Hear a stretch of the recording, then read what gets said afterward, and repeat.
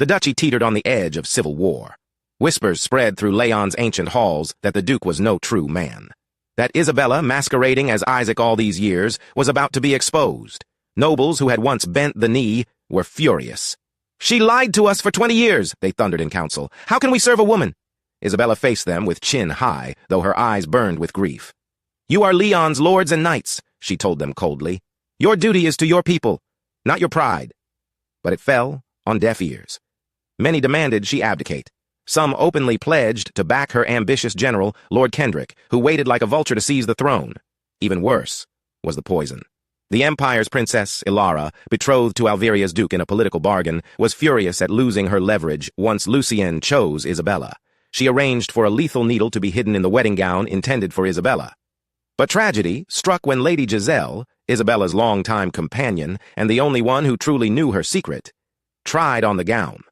By the time Isabella found her, Giselle was dead, eyes wide in horror, the tiny needle still lodged in her palm.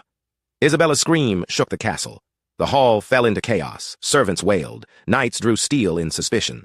Lucien arrived in time to catch Isabella as she collapsed over her friend's body. He held her as she sobbed, rage and sorrow twisting his face. "Who did this?" he demanded. Isabella's voice was hoarse. "Ilara, I know it." Lucien's eyes went murderously cold. "Then she will pay." The duchy fell into mourning. Giselle's death shattered what remained of Isabella's fragile support. The nobles demanded an inquiry, though many whispered it was Isabella herself who had arranged the poisoned gown to rid herself of an inconvenient bride. Even her allies faltered. Lord Kendrick used the outrage to rally knights to his banner. "She lied to us about her sex," he told them in the torch-lit Great Hall. "She is unfit to rule. She murders those who discover the truth." Isabella stood at the dais, pale but unbowed. "I did not kill her," she said, voice ringing. "But I will not grovel to prove my innocence. I am the rightful sovereign of Leon." The lords roared in anger. "Then abdicate," Kendrick sneered, "or we'll take your crown by force." Isabella returned to her chambers and wept. Lucien found her there, staring blankly at the hearth. He sat beside her without a word. At last she spoke. "She trusted me. She died because of me." Lucien's jaw clenched. "The Empire will pay for that."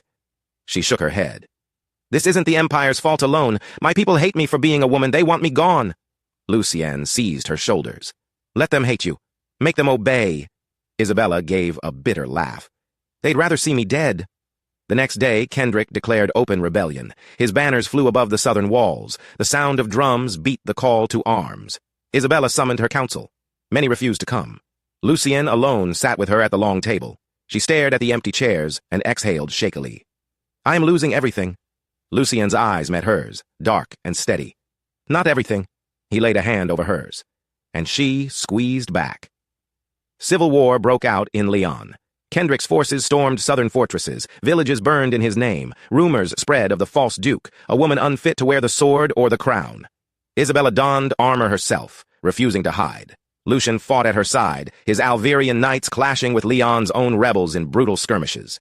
As the siege of Leon's capital loomed, Kendrick offered terms. "Abdicate publicly and spare your people," his messenger proclaimed in the throne room. Isabella sat on the carved oak throne, gauntleted fingers drumming. "Spare them?" she asked softly. "Or hand them to you?" The envoy smirked. "Better a man they can trust than a lying witch." Lucien stepped forward, voice like ice. "One more insult and I'll send your tongue back in a box." The envoy fled.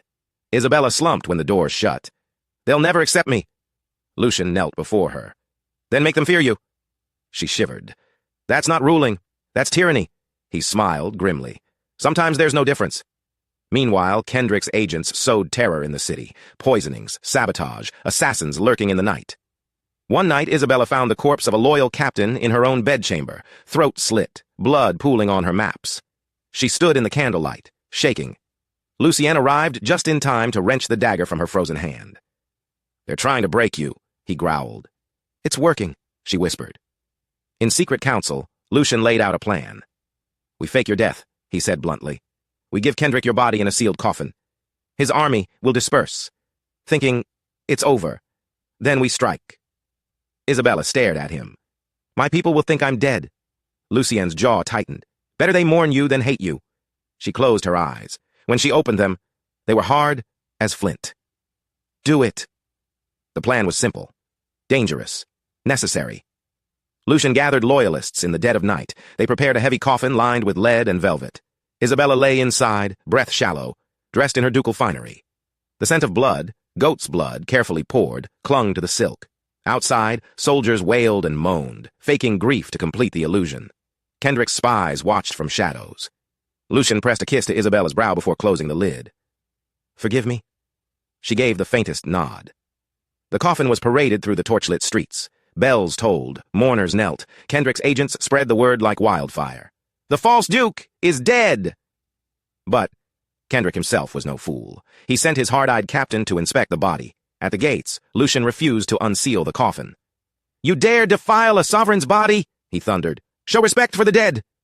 The captain hesitated. Lucian's hand hovered over his sword. The captain finally spat and turned away. "Fine. Take your corpse to the crypt." In the crypt below Leon Cathedral, Isabella clawed open the coffin from within. Her fingers bled as she shoved aside the lid.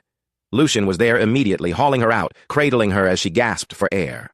"You're safe," he murmured. It worked. Isabella sagged against him, trembling with exhaustion. "Now what?" she rasped. Lucien's gaze was merciless. "Now you vanish. You let them fight over your grave, and when they're weak, you come back." Isabella pressed her forehead to his chest. "Promise you won't leave me?" He held her tighter. "Never."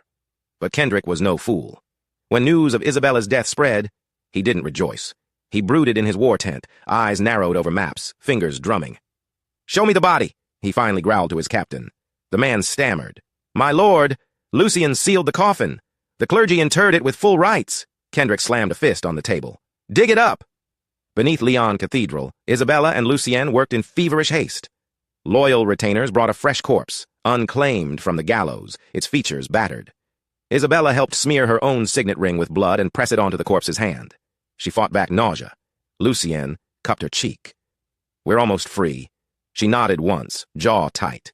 They closed the coffin again, sealing the decoy body inside. They escaped through ancient crypt tunnels, lit by guttering torches. The passages stank of damp earth and old bones. Isabella stumbled. Lucien caught her. "Steady," he breathed. "We can't stop." Behind them, faint shouts echoed. Kendrick's men realizing the ruse too late. They emerged at dawn miles beyond the city walls. Cloaked. Filthy. Alive. Isabella stood on a wind-swept hill, staring back at Leon. Her city. Her birthright. She wiped dirt from her face, leaving streaks of blood and tears. "I'll be back," she whispered. Lucian squeezed her hand. "And when you are, they'll kneel." Exile was a bitter teacher. Isabella and Lucian roamed borderlands in hiding.